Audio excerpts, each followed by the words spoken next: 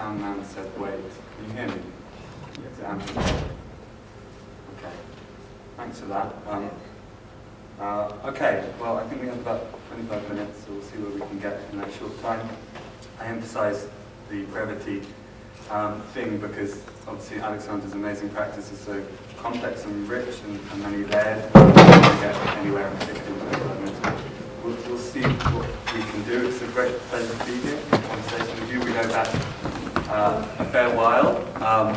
You made a show at Space where I worked about 2 years ago. I was thinking about ending up in Hackney Police Station as well. Yeah, nothing bad happened, she just lost the wallet. It was a surreal kind of appendix to making an exhibition. Just to point out one thing, the sound on that clip was a bit fuzzy because it's been transferred. And for me, the sound in Aleksandra's films, which is obviously on view next door, along with one other image serves the film's kind of strange attractors. You know, it's a fairly conventional documentary form in a way, which maybe we'll speak about. But there are these two elements: the soundtrack, which is amazing, and really compelling, but also this other element, which is a kind of floating hand, a prosthesis.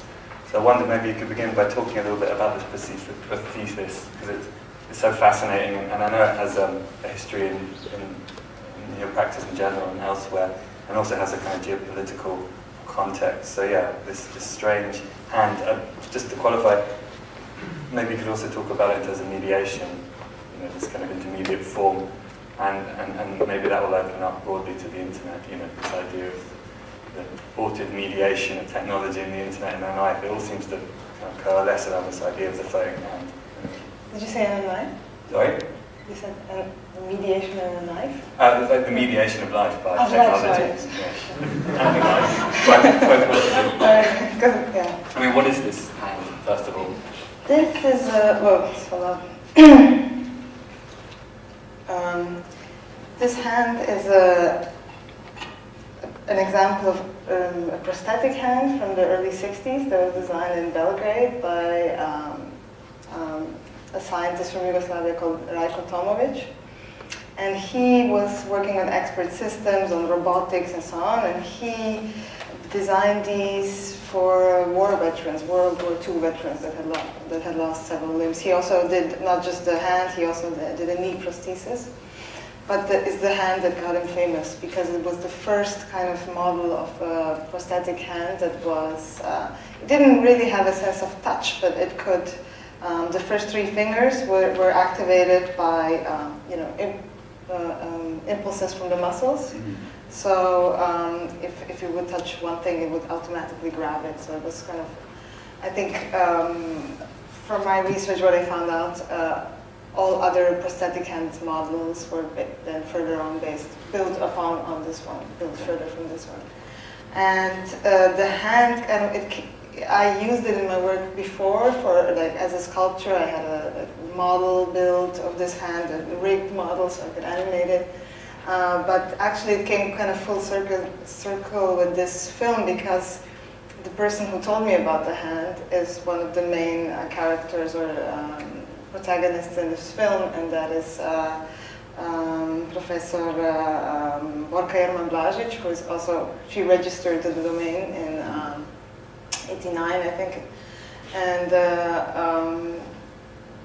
when I was interviewing her, not for this film, but even previously, just for this project, she was telling me how, at that time, how Yugoslavia was advanced when it came to science and technology.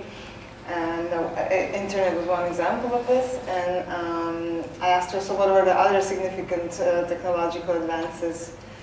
And she said, well, you must have heard of the cybernetic hand. And that was really, that for me was enough. You know? And then I went home and I Googled it, and I thought, I'll be happy if I find a little, small res image somewhere in some obscure blog.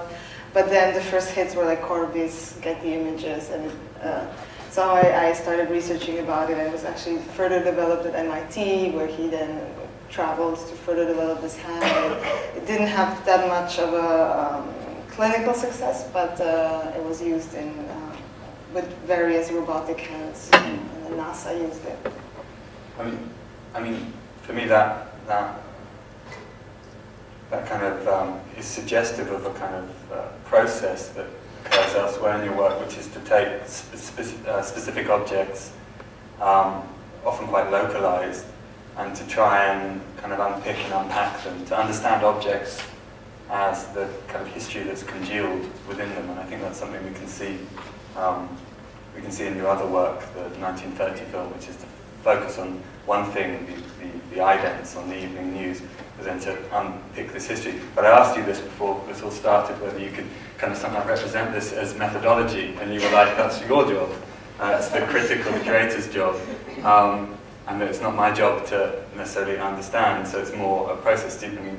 It's more of an intuitive process than sort of a method that I developed, or some kind of a theory that I'm working on. It's maybe. But I mean, my theory was, but my theory was it's an entirely appropriate methodology for our times that are essentially framed by contiguous relations between almost everything. So from the hyperlink to, well, the hyperlink is a very good single example, but everything kind of basically will contain within it all of this memory, history, the event, and it's just a matter of fixating and unpacking, which I think we do kind of pretty well. I want to dredge a really awkward term from second wave feminism and throw it at you, get ready. This idea of her story, this idea of rewriting, it's an entirely awkward term, of course, but this idea of repositioning or reinscribing history from the perspective of the women who are involved and maybe overlooked or somehow kind of repositioned throughout. And I think your work is an excellent example of that. I think a very specific moment, so your show last year at Tanya Leighton in Berlin, you were referencing Ada Lovelace, but also someone like Sadie Plant. And also more recently in Glasgow International, your presentation there, that kind of accumulated information quite strangely to deliver almost like a punchline, or a kind of almost a punchline at the end, to do with the way that women were treated by Walt Disney in terms of the technique of image production. So yeah, and you also turned President Tito into a woman in a single work, which is a really great. So maybe you could talk about that. I hope you can talk about that. That's not my job to talk about that. I mean,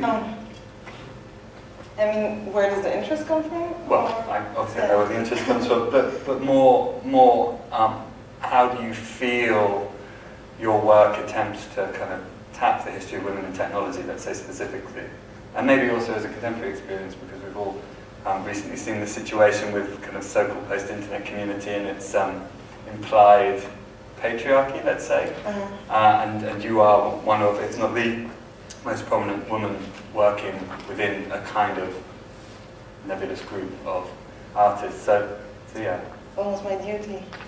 Well, I don't know. I mean, do you feel it that way? I mean, no, but even before the feminist Tito and so on, I used to with 3 other people run this blog called work.com, and I was the one who consciously posted, artists, and not because it was not about some percentage, but because it wasn't, because those are the artists that I was interested in, and maybe it's much more easier to.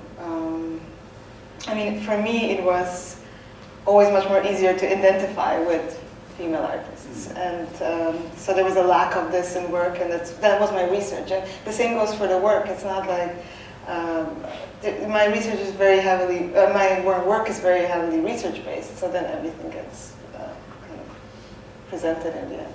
It's very little that stays in the laptop. And maybe could you speak just a little bit more about the work for Glasgow International, which I think ends this weekend? Ends today, probably, yeah. Well, it doesn't, you said it delivers a punchline, but that punchline was not intended from the beginning. So I kind of go in the process, and I wanted to, the whole work started from this scene that I saw in a film called Prometheus, which was a prequel to Alien from 2012 by Ridley Scott. Wasn't a great film, but there was one scene where this, with this high-tech device called the MedPod, where at some point of the film, the protagonist, she finds out that she's pregnant with an alien. She tries to get rid of it and types in to this machine like cesarean section, and then it says, sorry, this machine has been pre-programmed for a male user. She but anyways, then she kind of like puts in something, remove the alien or something like that, and then there's this whole scene of the automated knives cutting her belly up and getting this octopus out. And so that for me was like an iconic scene, and then I started building from that on. And I think that when you ask me about methodology, it's kind of, a lot of times there's no bigger picture in mind. It gets constructed throughout the process. And that the same was with the GOMA show, so a Glasgow International show. And then I started to look into a representation of women in science fiction, and my mom's a big science fiction fan. I saw The Fly when I was 5 in front row in the cinema with my mom. I don't think that's legal. It was, yeah. Really? Back then, Slovenia. Crazy days. Then I started, looking at my favorite films from Alien and Blade Runner and all of this, and I started looking for similar objects than the MedPod, or some significant objects, and then I built upon that, and then it was also about the architecture of the space, of these 7 rows of these 7 columns, 14 columns, and how I could use that. It also had to do, so this is like the way it comes together. It also had to do with Sadie Plant, reading Sadie Plant, zeros and ones, and then there was this whole one section of the book where she talks about telephone central operators, how they were switching these, the cables. And then she says the future was literally on their fingertips, and that's the quote for the other show that is Tanya's. So it's all kind of interwoven. And as I was thinking of how to present these objects, which I had modeled in 3D programs and rendered out and so on, there was many materials that came up to my mind, and one was these transparent foils. And Oliver, my boyfriend, said, this looks like early cell animation, Disney. And then I was like, okay, let's look at what Disney has. And then I found this, research. I found this letter, which basically was a letter from 1938 by a young woman writing to Walt Disney. To the studios, applying for a job of an animator, and it's a rejection letter to her, which states that basically all the creative work is done by men. Women are only allowed to trace the outlines of their drawings, and that's called inking. And the painters, which are also women, then turn the cell and fill it in with color. And it's on this very kind of creepy letterhead with the Snow White on one side and the 7 dwarfs looking at her, and the witch stirring the brew underneath. And that's how it came, that's how it got sucked into the work. And then I realized, Alien 2, there's a reference to Snow White because this Vasquez, which is one of the soldiers on the mission, says to Ripley, who's the Snow White? And there's all of these parallels between the glass coffin and this hibernation chambers they have, and there's all of these, then to me some connections, and I use different elements in the models. I'm interested because that sort of thinking is almost like a crystallization, right? That it begins with a single idea or a single input, but then kind of crystallizes wildly in all directions. When do you know when to stop, and when do you feel that? How do you bracket an artwork? I mean, do you revisit works quite a lot? I mean, I know your turbo sculpture film you revisited and remade, and that was very much a kind of like an aggregated development. It started with an essay that then became a film, and then you re-edited the film. Yeah. do you have trouble sometimes saying, right, stop, this is it, this is the point where you have to inhibit the crystallization so the work begins or the exhibition begins? Well, it has to do with the media. So this film, the one that's playing at the exhibition, this is a different one already. I already made a newer version. And that's so easy with video. And it kind of gives you that option. But like I wouldn't do it with a, like a finished sculpture or something. I mean, yeah, you make new iterations of it, but with digital files, it's so easy to just update. Yes, endlessly.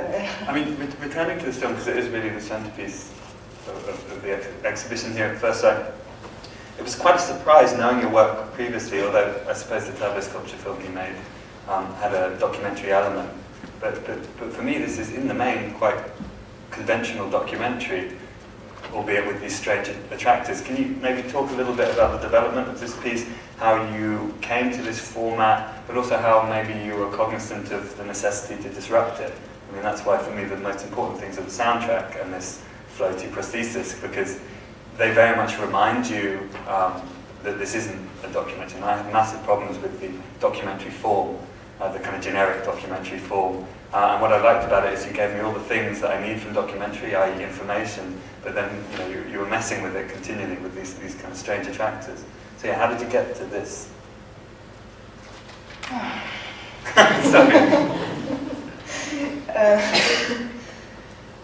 It all started with research again, finding out about this domain. And again, when I found out the domain was going to be deleted, the first work I made were the paper stacks. Yes. And then was just like continually trying to, figure out what is this, what's happening. And then I contacted all the people. The film was the last thing. It was never in my mind to make a film. And I contacted all the, significant people that were, instrumental for the domain, for the, Bodpen Media who administered it, and the museum. And I just wanted to collect documents that kind of historicize the domain and present those. Yeah, actually the first idea was to, because the museum had acquired the domain, so for a show in 2012 that I did in Costa Basel, I just wanted them to lend me the domain, and the only thing I would show was the loan form. And one of these batons that's in the scene, because they have the collection of these batons, and that was, a long history in Yugoslavia of this relay run on 25th of May, and where people run and give this baton to each other. In the end, they give it to Tito, but you unscrew it, and there's all these messages inside written to him. So that was kind of, anyways, a long story, and it didn't work out. And and I had all this material, and I was still thinking of how, what to do with it, and then this idea of a film came, and I had no idea how it's gonna. Honestly, I just started shooting. And what was the reaction to those people who knew your work previously? And have you had interest from people who otherwise may not be drawn to contemporary video because of, again, this documentary form? Yeah, maybe this is one of the few works that I can show to a much broader audience. TV? I mean, you could show this on TV. Yeah, that was. We had a part of the deal was for with TV Slovenia, which gave me a lot of the archival footage that they would then show it on TV.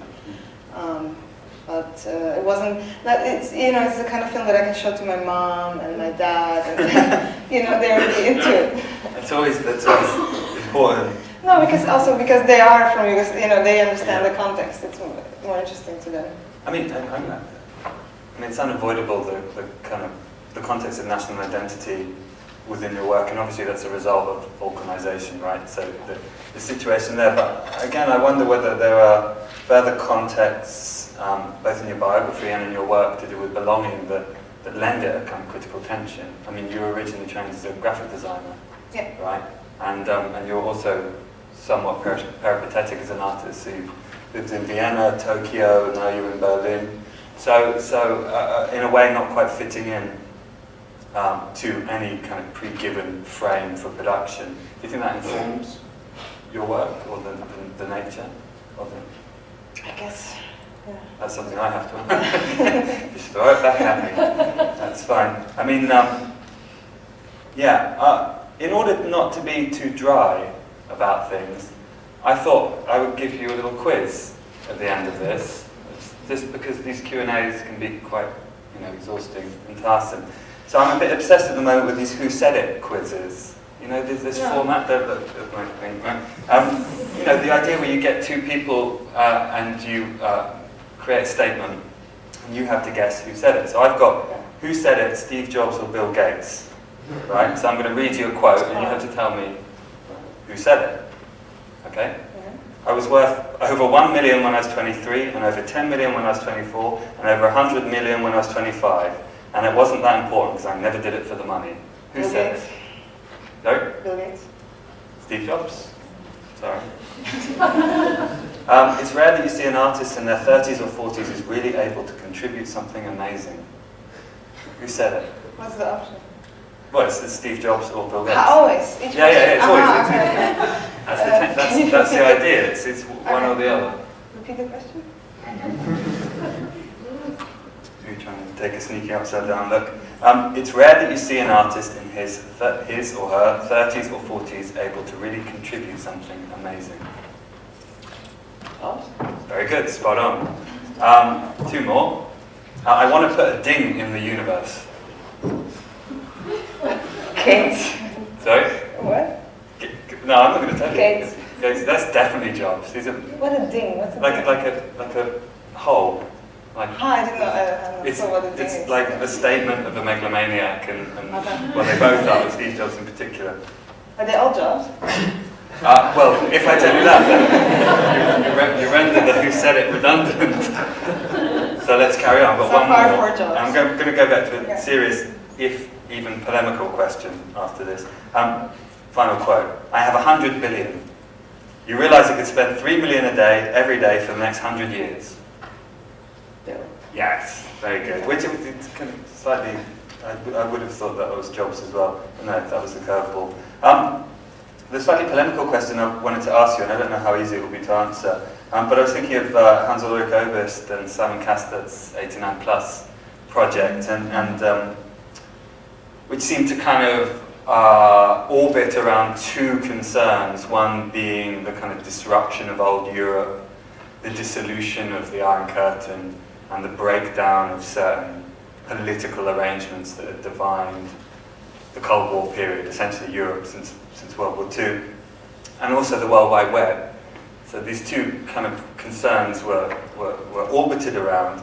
But maybe my issue with it is I don't necessarily think that people born after 1989 are in the best position to address these concerns, and I kind of then thought of you.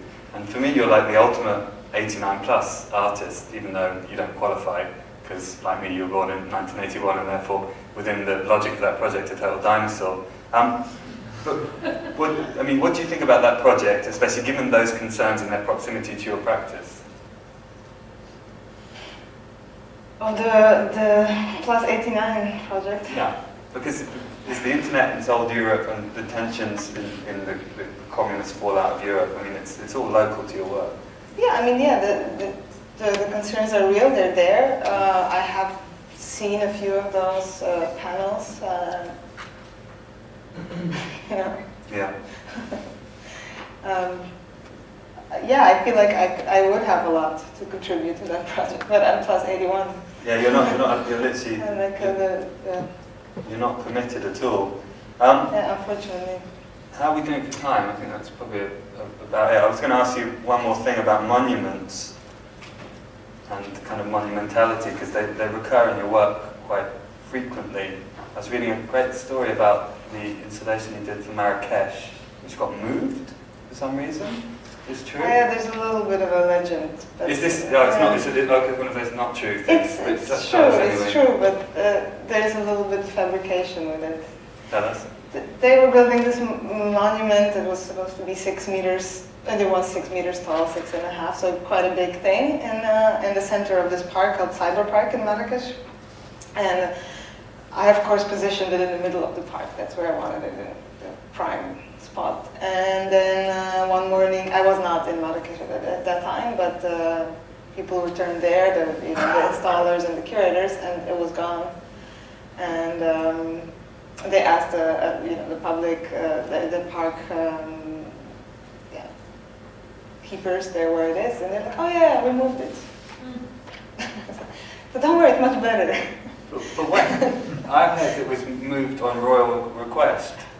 That's the juicy bit of the story. That's not true. That's the kind of, it's supposedly, I don't know. This is on this communist fist in the middle of the pleasure garden, and it was moved upon royal request because some... there's the story, there's the Moroccan princess goes on her daily walks there because there's this 7-star hotel nearby, and but it wasn't on her request, but authorities of the park were concerned that she would not like with the to see this in her way. The perceived ideological danger of a raised communist fist. I think that's quite intuitive. Pink raised fist. A pink raised, it's quite intuitive of her security stuff. Okay, like generic question, but I guess it also relates. I'll finish very soon. I guess it also relates to this idea of bracketing or interrupting a practice. This seems to have been the build-up of quite a lot of work. Has it bled into new projects, and what are they? Or have you just cut with this and you're working on something completely different? I'm cut with this, and I don't know. That's nice. You do nothing. No. That's good. Okay, that's politically radical gesture. I mean, in a way, the project for Glasgow was something new. Yeah, a holiday. Yes, that'd be nice. Okay, well, just want to thank Aleksandra Domanović, and thanks.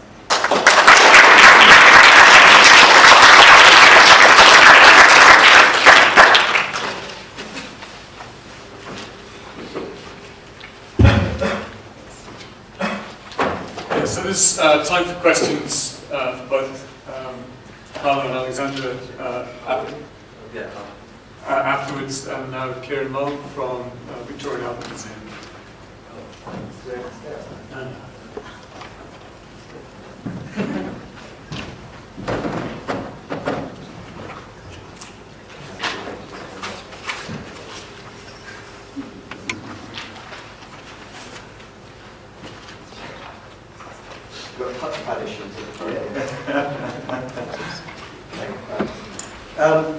So I'm last, and I hope you're not slipping into a kind of Friday night sort of reverie. I'll try and wake you up a bit, but I must say it's been an incredible pleasure to be here today. I'm a design and architecture curator. I'm not anything to do with contemporary art, really. I often say I'm not much interested in it as a kind of provocation, but I must say completely a lie about all of the people we've heard speak today, whose work is absolutely more literate about many of the issues that I'm going to talk to you about, our collecting and our activity at the Victoria and Albert Museum. I started there just over a year ago. And I came from a background of journalism. I was an architecture critic and writer in lots of different places. That's where Jess and I first came across one another, and thanks Jess for inviting me.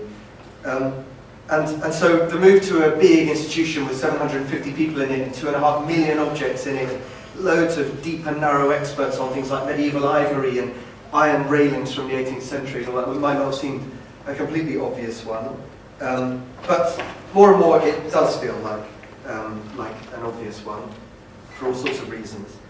The Contemporary Architecture, Design and Digital group, and sort of, we're not quite a department, a team of people at the V&A, was started last year, and I was brought in to head it up and to hire the people in it. And it was kind of really a pragmatic thing. It was to bring together three fields that the V&A felt had been pretty badly collected in the last 20, and truthfully probably the last 50 years. Architecture and urbanism, digital design. We have, believe it or not, the National Collection of Digital Art at the V&A, but most of it is works on paper, photographs of screens and things from the very birth of digital art. We've collected no digital artifacts, or hadn't until I arrived. And design, but meaning product design, meaning mainly industrial design, I suppose, in the background of people's imaginations. Because of course we have loads of curators doing furniture and all those kinds of other things. So it's kind of a convenience that these three fields ended up together. And when I arrived from an architecture background, I tried to kind of reinterpret this architecture, design and digital threesome into something else, and to create what I call a department of public life. I think that architecture, design, and digital design are only interesting when they bear on how we live together as citizens, how you and I and our relationship in public is changed by new technologies, but not just new technologies. And this kind of ethos of a department of public life, the idea that you might try to collect contemporary public life, seemed interesting. To some colleagues it was difficult because it suggested a kind of anthropological social history bias, and some of my colleagues are very focused on art history, design history, and that's played badly. But the V&A has always been in this business. If you go to the British galleries, we have things like sewing boxes, and artifacts that try to tell you about leisure activities of ordinary people and so on. So it didn't seem too alien to try to talk about this topic, except that the V&A is by and large a massive museum full of objects broadly designed for the home or for a gallery, mainly for the home, and mainly kind of upper middle class homes and sort of noble homes. That's what the V&A is full of. And so from that point of view, it was a difficult sell. One of the first things that we did, or I did, was to kind of try to invent a new collecting strategy that might talk about some of these things. So we call it rapid response collecting. And what that's attempting to do is to collect objects which are kind of the evidence of important global events that bear on design and manufacturing and those kinds of things at the very moment that those things are happening. And I'll give you an example of the first things that we collected. But this was an exhibition we put together in November last year in Shenzhen as part of the Shenzhen Biennale of Architecture and Urbanism. We were invited to do it in a room there. And this was because of my architecture background. And I thought, well, it seems to be a primary problem in architecture anyway. How do you discuss and how do you talk about, how do you describe and represent the kind of full richness of any urban situation? How can you even do that? An architect's main strategy has been to kind of reduce urban situations, of course, to systems. You draw a figure ground because that somehow tells you about what's public and what's private. And that kind of conceptual device of that one system, that one distinction, then orders your whole thinking about a place like Rome in the case of the Nolli map. And you can think of many other examples like this, especially in the kind of contemporary agenda of things like smart cities, which are obsessed with connectivity, and usually internet connectivity or infrastructural connectivity is the single most important horizon of urban sort of life. And I don't think that's the most interesting thing about urban life. And so we went to Shenzhen and we collaborated with over 60, sometimes curators and artists and architects, but also people who work in school. We have teachers and a policeman and some of the workers from this place where the Biennale was, which we won't go into. And they suggested objects for us in collaboration with us. My colleague Pieroni mainly worked on this, and she went there and sort of corralled this bunch of objects together. This was the opening to our room, and that sign there is actually made of fiberglass, believe it or not. It looks like this kind of ancient thing, but it's made of fiberglass, and it was found on the floor of a disused factory in Shenzhen. Shenzhen, if you don't know, is this kind of is where all your iPhones are made. It's the home of all the manufacturing that goes into all of our devices, and mainly Apple, but lots of other things too. This in Chinese says, time is money, efficiency is life. And that is the motto of the Sheku part of Shenzhen, the kind of the dockside part of Shenzhen, which a lot of this manufacturing, which was the first real hub of manufacturing in Shenzhen. Does this change? We had the problem in Shenzhen of, so how do you collect contemporary public life? How do you collect a city?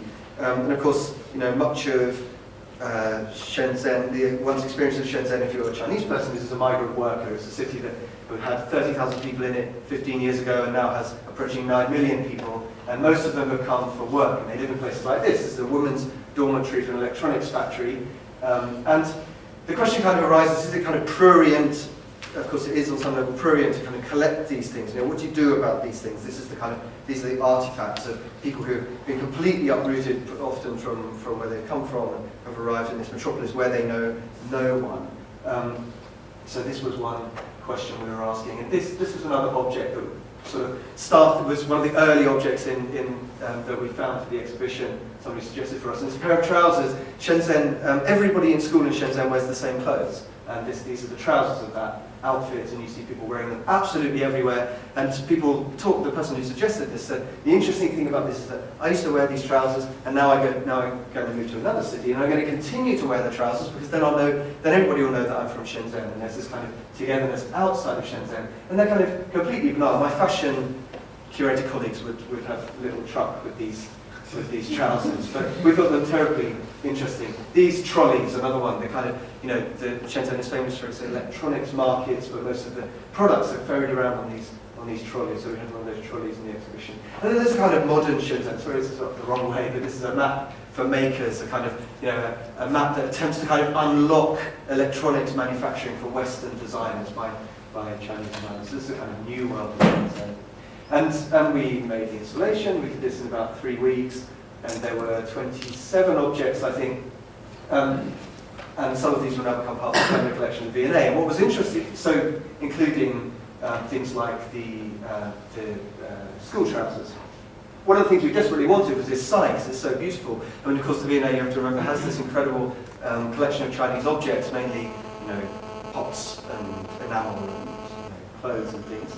And we wanted this site desperately, but as soon as we became interested in it, the Shenzhen City Museum then decided that they wanted it, coincidentally. They have nothing like this in their museum at all. There was this kind of strange moment where we were not allowed to export this object, and the artist was sort of forced to give it to the City Museum of Shenzhen. But many of these objects will be at the V&A. So just to see a little bit of a close-up, there's all sorts of different things. There's a kind of fake painting, as you'll probably know, from Dafen Village in Shenzhen, a place where you can go and get fake of any painting you like. Outfits from spas. Shenzhen is still a holiday destination. Kind of superstitious objects like this almanac, calendar, and also woodworking tools, other kinds of things. Anyway, I'll move on because we haven't got a lot of time. But the point of this is to say this is kind of an attempt to sort of tackle in a very fast way, we're giving the opportunity to in a very immediate way, say, how do you collect sort of contemporary public life? And it's all sorts of problematic sort of things about this method, which we can get into in the questions if you like. And I always thought, I'm not sure you could really do this about London. Like, could you collect London in the same way? Maybe we're able to collect Shenzhen in this way because we know it so badly and so on such a cosmetic level. But anyway, I'll leave that and get back to other V&A objects. This was the first object I used to take to meetings with me when advocating for a new kind of collecting policy. It's a pair of jeans that we bought in Primark the week after the Rana Plaza factory in Dhaka in Bangladesh collapsed, which killed over 1,100 people, and they were made in this factory. You can trace these things from their barcodes, and Primark actually latterly, after quite a long time, have now started to collaborate with us and ensure that we can source the right pair of jeans that were made in this factory. The Rana Plaza disaster was the start for me of an amazing conversation that went on in many areas of the press and worldwide about the responsibilities of global brands and building codes in Bangladesh and the responsibilities of us as consumers and our place in the global supply chain. And all of that seemed really interesting. All of those things seemed precisely the kind of reduction that I mentioned at the start. If you were to reduce this event to something about building codes in Bangladesh and how well or badly they're policed, that would seem to be missing something fundamental about this tragedy. And maybe the evidence is more compelling. We collect this pair of jeans that sits alongside our amazing fashion collection, and future researchers and visitors may see it as evidence of something quite other than what we can imagine. But I used to take this object to meetings and say, does it change your relationship? Does it change this room to know that these things are made in this factory? And James totally scooped me on this one. This arrived last week in the museum. In fact, Jeremy Della scooped us both because he showed this in the British Pavilion in Venice last year. It's the Motorola WT4000, as you say, used in Tesco's warehouses. This is my baby, Katy Perry eyelashes. This is a particularly interesting, really, really compelling object to me. This was given as a gift by the journalist Gethin Chamberlain. Gethin Chamberlain is an investigative journalist, mainly in Southeast Asia. And he traced the whole supply chain of these eyelashes. False lashes are a £110 million industry just in the UK. You can buy these for £6 in any Boots, and so on. And Katy Perry, of course, she always, whenever you see a picture of Katy Perry, she's wearing these eyelashes as part of her kind of robo-girl next door thing. And they're sort of key to her identity somehow. And But when Gethin went to Indonesia to find the company who made these, he traced this supply chain all the way back to a small village called Purbalingga, where women were being paid between 1 pence and 8 pence to hand make a pair of these eyelashes for Isla, who are owned by a bigger group. Now, that's of course on some level shocking, and he did a really compelling piece in The Sun on Sunday and later in The Observer, which you can look up, about all of the details of this supply chain. But I suppose the interesting thing for me is this is a piece of evidence about globalization. It links the most famous woman in the world, arguably the most followed person on Twitter, with probably the least famous, these women in Java in Indonesia, through an object that indeed somebody in the museum might be wearing as they come to the museum. I don't know if they're coming to a party, or they might have just bought some around the corner on Brompton Road. Sorry, that was out of order. Flappy Bird. So this is pretty much the only all-digital artifact I'll talk about, and I think it makes us the first major museum in this country anyway to acquire an app for its permanent collection. Flappy Bird is compelling because it's a kind of really good example of how to, of a brilliantly designed game mechanic. You simply tap and the bird jumps upwards. It's kind of insanely addictive, really difficult, and spawned, as you probably know, a bunch of imitators and it became a kind of meme of its own. And on that level alone, I think as a piece of video game design, it's interesting. But Dong Nguyen, the Vietnamese designer of Flappy Bird, made a fortune out of this, but also, because it's free to play, he sold advertising. But he was accused by his own government of making a game so addictive that it was damaging the youth of Vietnam, and he took the app off the Google Play Store. And this was problematic for us because just at the moment we decided to acquire it, it had disappeared. And so then we had this kind of weird sort of wild goose chase or Flappy Bird chase of trying to find a device in the museum with this app on it in order to acquire it for the collection.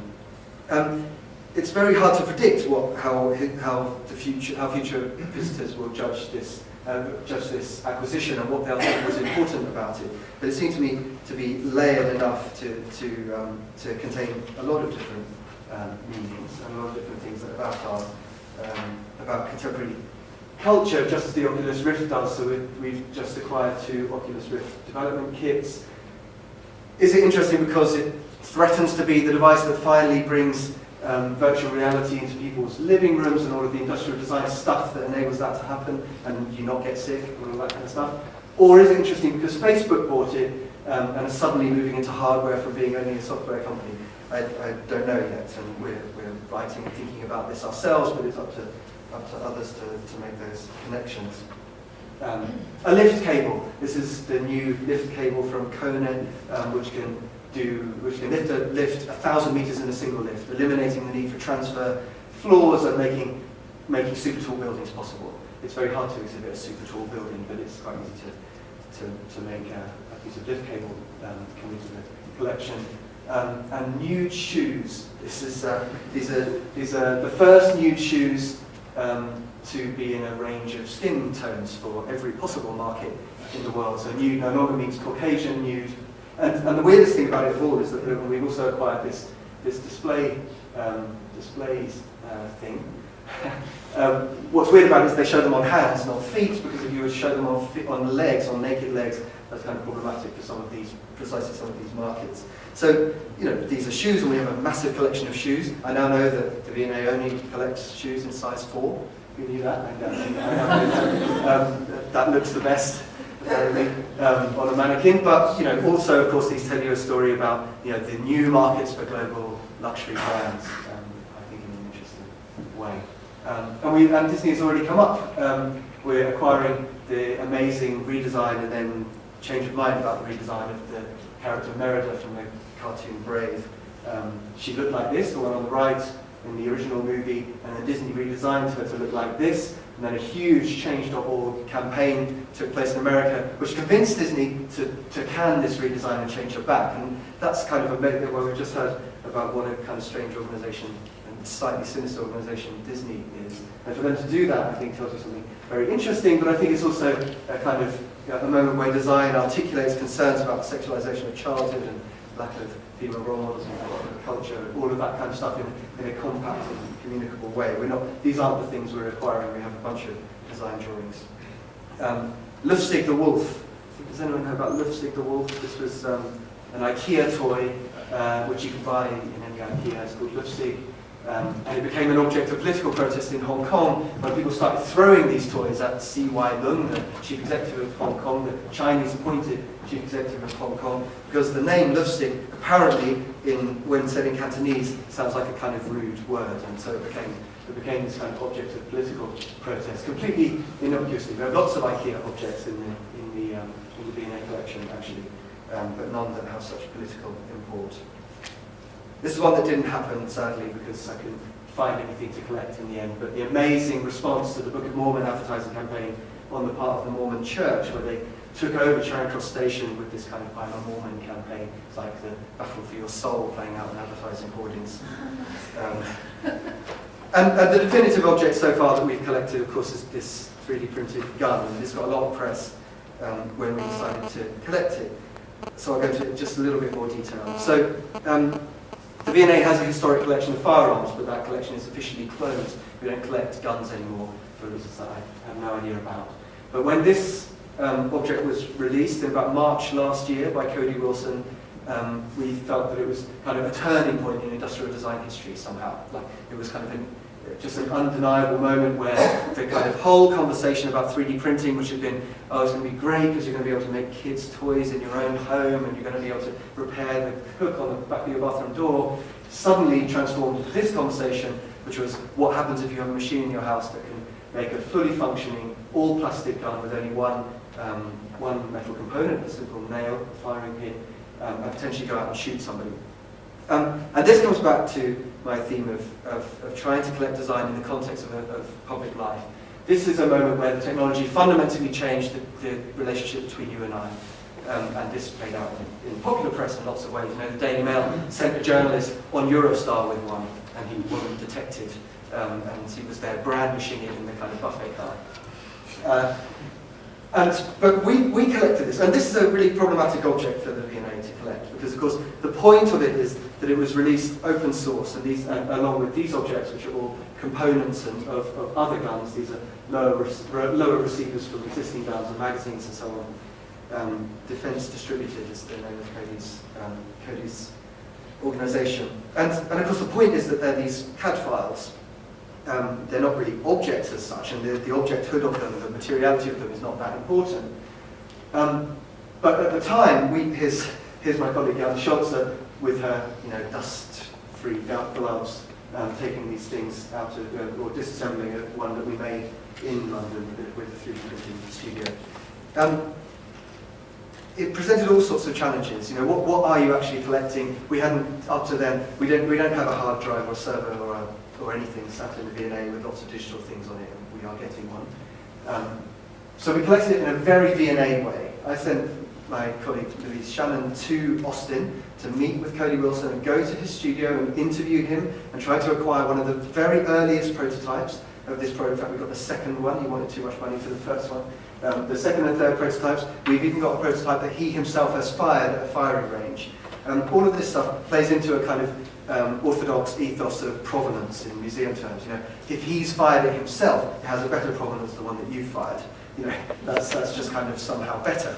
And so, you know, my colleague went there, and we've had to more or less. In fact, the British Department of Trade has changed its advice on the importation of firearms because of this acquisition. No one had ever tried to import a 3D printed gun before, and it posed all sorts of difficult problems for the government, which we're still sorting out. Some of these objects are still in a Momart box in America.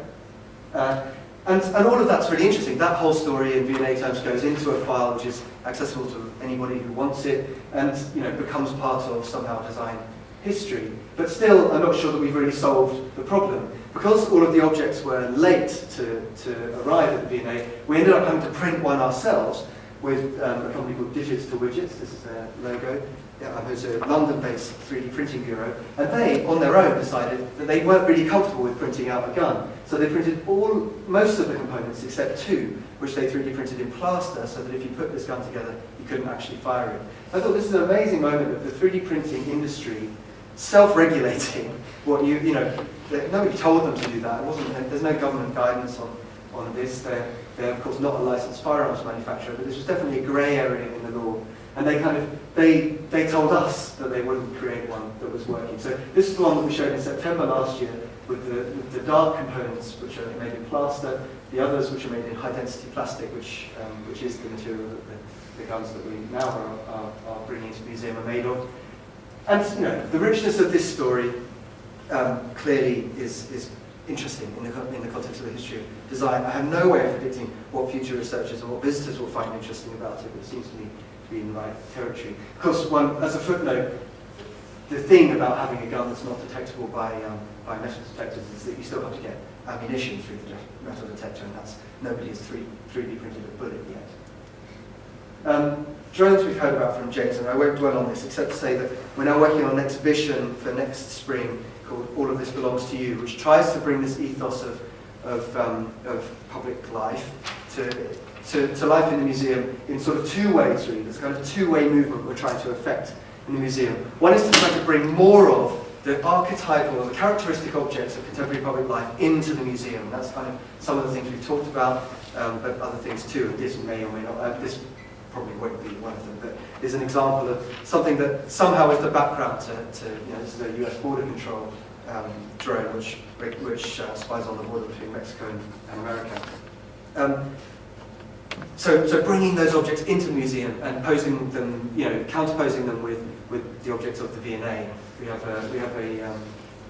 for instance, a hologram of Narendra Modi giving a speech, which we'll place in the sculpture gallery next to all these standing figure sculptures. So that kind of movement. The other movement is to say, what seriously are the responsibilities of a museum that might be, my contention is, the V&A may be a more free place than Parliament Square is now. We may be a more public place than many places, many streets. And what kind of responsibilities does that provide for us? What kind of spaces do we need to create within the museum to really play that out? And we're very much hoping James will help us think about that in the context of that exhibition. But we're talking about things, what kinds of things might the museum, what kind of uses might the museum have to accommodate when libraries are closing and when protest is no longer possible outside our national parliament? Might we be able to accommodate those kinds of uses, and what might that mean for the architecture of the museum, for the collection, for our attitude to conservation and visitor services and all sorts of interesting things.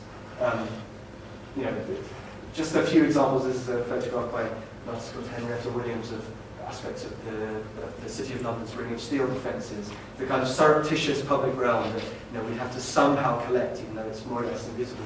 Lots of things that, as James was saying. But it's not all sort of doom and gloom. There's also this kind of emancipatory potential of technology, which is impossible. We're a design museum. We have to admit that some things get better, like the Indian voting machine design. For the largest democracy in the world, it's a kind of digital thing, and also is designed in such a way that it's accessible to illiterate populations, or the future of public information, whatever that might look like. Anyway, I could go on and on about this. I think, just to conclude, a city's nature is by definition the intangible thing that we are trying to collect, right, or trying to talk about. The intangible is not the digital thing, it's actually the kind of richness of relationships, the richness of the fabric of an urban situation. I talk about that because I'm an architecture person. You know what I mean. I'm trying to resist words like society. But I think these objects are, of course, evidence. And I think, like the curator in the wonderful film that we just saw, I think these things speak directly. I think they speak directly to the purpose and they stand as kind of evidence of things that are happening in our lives. I cannot predict what researchers will make of these in 100 years, and there's a strange sort of responsibility that comes with trying to resist sort of editorializing them too much, which I've just spent the last half an hour doing. But when you come to the museum, we're opening a space for some of these objects on July the 4th, and I hope you'll come, and I hope you'll see that they are relatively under-interpreted, and they are there to just sort of stand as witness to some of the stuff that these much more literate colleagues have been talking about this afternoon. So that's it. Thanks a lot.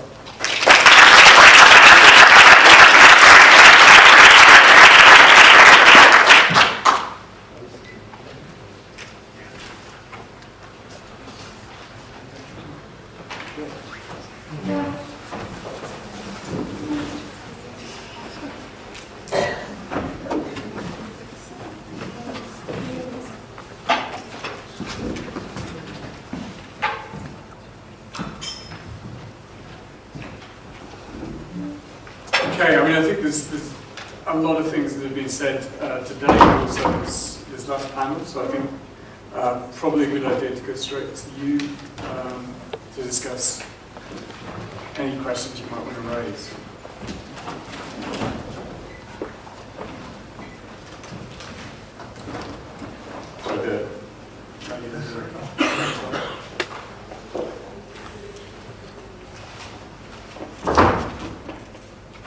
Hi, this is a question for Kieran. You said that in the collection there's only one digital artifact, which is Flappy Birds. Is there a reason that only one of that type in the collection? Are there any plans to collect other digital artifacts at some point in the future? Yeah, we're just starting, is the honest answer. There's no particular strategy behind Flappy Bird being the first one, and we're working on lots of digital acquisition. It's not entirely true. You know, there are a couple of curators in the museum who've got like a little hard drive in a safe somewhere with some stuff on it that they want to accession. But you know, it's a quite boring, probably a topic for another conference about how museums worldwide are solving this issue of how you collect digital design. That's interesting. Yeah, maybe it's interesting. It's not my primary interest. I'm not a conservator, and I'm not an expert in that kind of thing. But you know, we have, for instance, in our architecture collection, we have a lot of digital. As you can imagine, you have to have a capacity to store digital files, and they're stored as things like PDFs and in these kind of strange formats that nobody really knows. Nobody really knows the best way to store. And I try to stay out of that bit, actually, because I think this conversation is slightly more interesting. But there's another, you know, there are lots of people who can talk about it. Thank you.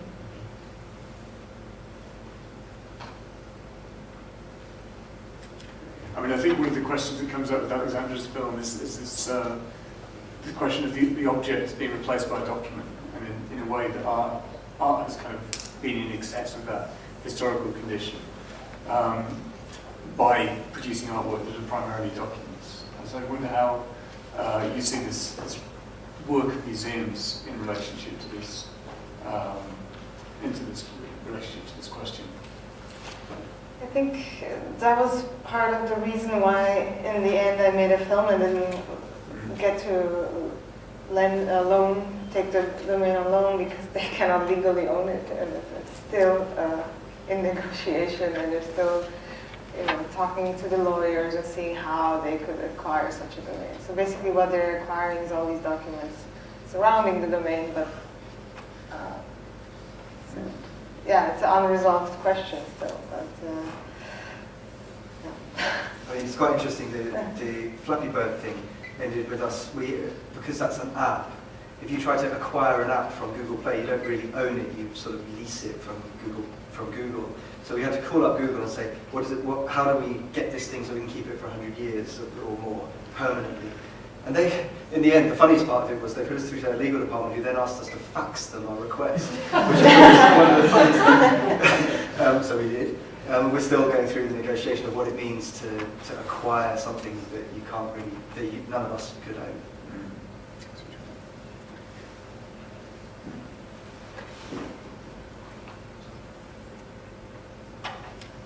It's been a really, really interesting day of discussion, and I guess my question or comment can apply to the whole day, so probably to Simon as well. But sort of lately, when I've been thinking about the immaterial and the material, so having been interested in this subject and the idea of sort of post-forwardism for a little while, I found myself kind of brought up short a few months ago, shortly after the artist Alan Secura died, and looking back over his sort of photo book, Fish Story, which was published in the mid-1990s. And there's this kind of wonderful, kind of sort of polemical, kind of bad-tempered and a kind of fair-minded and secure way that comes up very, very early in the book, where he sort of shares his annoyance and frustration at all us academics, so fascinated with his immaterial and kind of world of sort of telecommunications and e-commerce, because in kind of focusing upon that, we often forget the actual kind of material, kind of physical networks that exist. And so his example is our packages, the things that we buy, the things that we come to own, not often, or he's speaking in the mid-1990s, don't simply come to us through these kind of immaterial networks that often have to sail to us, have to board a boat, get into a storage container, and then and eventually make my way to England, which is kind of how I bought the book Fish Story. I had to wait about 5 weeks before I finally arrived on my doormat. And the reason why I was kind of brought up short by that was partly because I've been so interested in material that I had completely forgotten about the material in that kind of respect, but also the way kind of security seemed to articulate a critique around about 15 years or so before the kind of discussions of post borders would become this kind of mass art world phenomenon. So I guess my kind of make this into a question rather than just kind of rambling comment would be what is it kind of, how can we kind of keep a sense of the material in the immaterial? How can we kind of focus on the relations between the two and kind of be aware of the politics of these things, so we don't perhaps utopianize the immaterial or even demonize it, but also kind of recognize its articulation through the material. That's a very, very general question, so anyone who fancies. I'm interested, especially regarding Kira, your discussion of kind of acquisition policy, and I think that's an interesting question to raise vis-a-vis the relationship of the acquisition policies you were describing and what you would say a kind of public sphere and a kind of hype machine, which I think is no clearer than in the 3D printed gun, which if you actually break it down is in itself nothing important. You could very easily make a 3D gun out of wood or whatever. I mean, in itself it ties into certain keywords that generate a kind of excitement that's, for me, blemishes the pragmatism that we should take vis-a-vis all objects. So, and I was kind of also kind of interested then if there is a relationship between your acquisition and a kind of hype machine. What in your mind is the value of acquisition, as it were? Because there seems to be a lot of implied value that if you have the pair of jeans from the collapsed factory, bada bing. But I was like, you know, so what? You know, and also like this idea that if you're collecting things, what is the politics of collecting? And what is the value of acquiring and presenting work? Especially if, as you said, you're trying to avoid interpretation. Isn't interpretation the point? I'm not sure which of those questions to answer, because they're very, very big questions which bear on like the whole professional context of everything I do. But I mean, in some ways, I kind of adopted museum practice relatively recently, personally, and I just do it. You know, the means by which the museum sort of engages with the world is through collection, exhibition, education, all the things that all the functions a museum has. And it seems to me to be too questioning of that sort of off the bat as a methodology is problematic, because, you know, I'm fairly, I don't know, I believe in the possibility of a kind of equitable public realm for everybody. And actually, when I spend time in the V&A, you think, wow, it's kind of amazing. There's every kind of person comes here, and every kind of person can possibly gain something from coming here. And there's a kind of well of expertise and thought and thinking that is available for free to anybody. Like, I don't spend a lot of time being ironic about that, or being, you know, I try to be self-critical about the things that we acquire. And, you know, there is, you know, as part of that kind of methodology, as part of that kind of professional sort of orthodoxy in museums, provenance does matter. You know, Marilyn Monroe's dress is more expensive than the same dress that she didn't wear. And people will flock to see it, you know, which is another reason to try to think like that. I think, you know, we're dealing with, you know, 3 million people come to the museum every year, and it's a kind of it's a part of the mainstream. It seems to be part of the absolute kind of centre of the democratic infrastructure of this country. It's quite difficult to be critical in a place like that, but I think we are trying, because by putting, as I said, you know, by putting objects that bear on yours and my relationship in relation to ones that mainly bear on what you could and couldn't afford to buy in the 19th century, it seems to me to be progress. It seems to me to be interesting. I mean, you know, I don't want to sound uncritical, but it's like, you know, there's a lot of good in a place like the V&A. It's a lot of things you sort of feel good, you feel a certain duty to that. I think it's a very honest response. I would just say that sometimes it feels that the level of engagement or the level of political complexity is always often only ever a superficial one. that actually, and this sort of relates to your practice, Aleksandra, as well, that really the meat in any object is deeper. It's about really digging down in a kind of Marxist sense, and I'm examining what is congealed in a really mucky way further down into the object, and without doing that, which necessarily demands interpretation, we're always only ever going to get the suggestion of a political engagement with a thing. Yeah, I mean, which I think I would is say rather possible. than digging down, I'm more interested in rising up. Like it seems to me there are kind of more elevated orders of thought that are neglected, and actually the dug ones are quite so I often provocatively say it's kind of interesting to talk about how easy it was to talk about design and architecture, particularly in relation to cosmos. It's so much easier in almost every other century except this one. And why is that? Are we just worse? Are we just kind of less able to kind of feel ourselves, our human bodies, in relation to something eternal or universal? Yeah, probably we are. And so digging, there are lots of people digging, and I'm a bit more interested in, perhaps rising. I don't know. It's refreshing.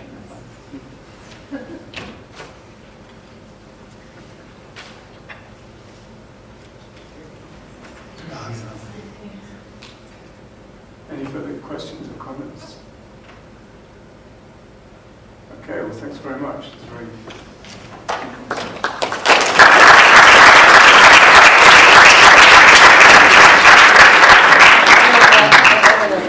Before you all go, can I just give a very, very big thank you to Matthew Cullen for his fantastic thing, and to all of you for coming. It's been a really great afternoon, and please do join us for a glass of wine in the cafe at the end of the. Thanks very much.